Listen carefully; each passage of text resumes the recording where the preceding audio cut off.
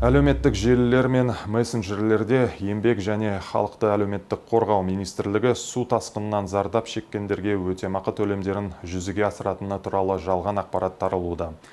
Белгісіз тұлғалар төлемдерді алу үшін толығырақ батырмасын басуды немесе сілтемеге өтуді ұсынады.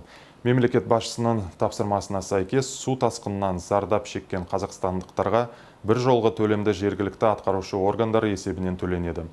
Олардың мөлшері әр өңірде келтірілген материалдық залалды есептеу үшін құрылған арнайы комиссиялардың шешімі бойынша жеке-жеке белгіленетін болады.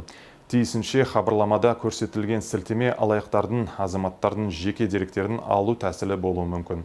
Алаяқтармен өзара әрекеттесуді болдырмау үшін ешбір жағдайда сілтеме бойынша өтпеуге кеңес береміз. Мемлекеттік қолдаудың тиісті шаралары туралы ресми ақпарат тек қана 1414 нөмірінен SMS хабарламалар арқылы таратылады. Азаматтарды тек қана ресми ақпарат көздеріне сүйенуге шақырамыз.